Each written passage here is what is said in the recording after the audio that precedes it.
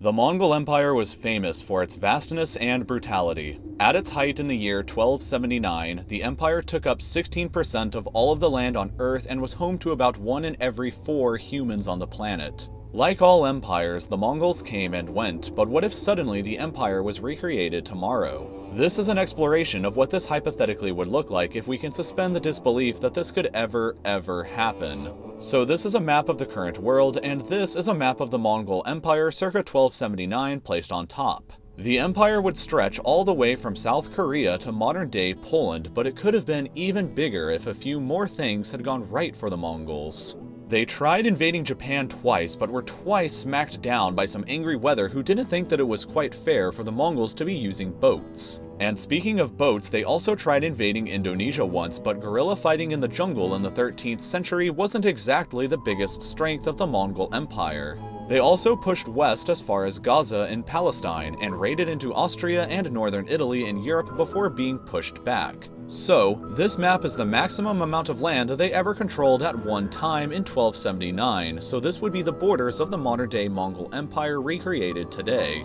28 different countries would lose all or some of their territory to this monstrosity, and the total population of this beast would be around 1,900,459,000 people, making it by far the largest country in the world in terms of both size and population, just like the old Mongol Empire was. About 1 out of every 4 people in the modern world would be a citizen of this empire, just like in the 13th century. And out of the 15 biggest cities in the empire, 11 out of them would all be located in China. In fact, only 1 of the 15 biggest cities would even be located outside of Asia, Moscow in Europe.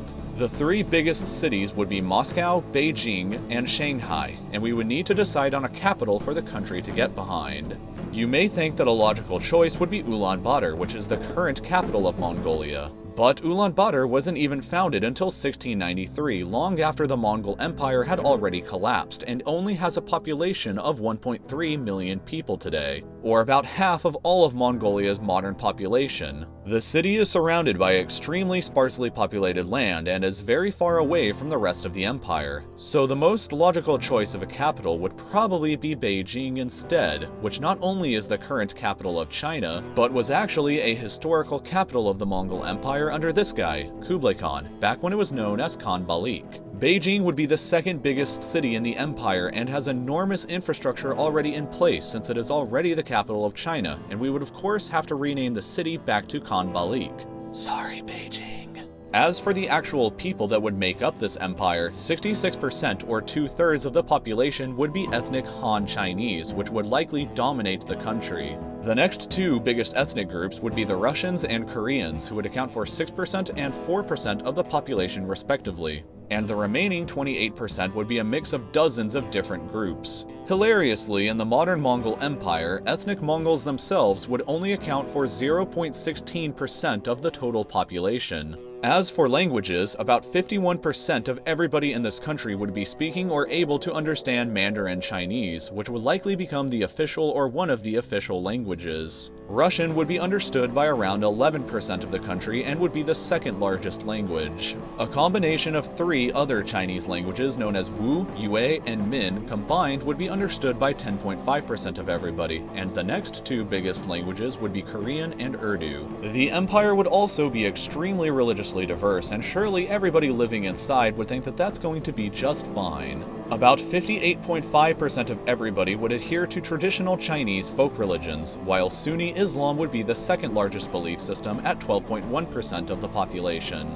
Buddhism would be next at 5.3%, followed by Orthodox Christianity at 4.6%, Shia Islam at 4.5%, Protestants at 2.2%, and Catholics at 0.8%. Atheists and non-religious persons would account for the remaining 12% of the population. This also means that the modern Mongol Empire would be the world's largest Muslim country, largest atheist country, and 3rd largest Christian country by numbers of people. The Mongol Empire would also have a very powerful economy with a nominal GDP of 17.778 trillion US dollars, which means that despite having all of this land, it would still only be the world's second largest economy, remaining behind the United States. The GDP per capita would be $9,355, meaning the citizens of the country would be ranked with the 62nd best living standards in the world, slightly behind the conditions in Malaysia and Mexico. Finally, the modern Mongol Empire would also have an estimated military size of 6,131,000 active soldiers, making the Mongol military by far the largest in the world. It's fascinating to think what this country would actually look like. What would its government look like? How would it conduct its diplomacy with the rest of the world? And could it actually survive for very long? These are questions for another time, so please feel free to leave any answers or questions that you may have below. I also recently started a Patreon, so if you'd like to watch the video over that, then you can click here, and if you'd like to go to the Patreon itself, then you can click over here. You can subscribe to my channel to stay updated with future videos by clicking here, and as always everybody, thank you so much for watching.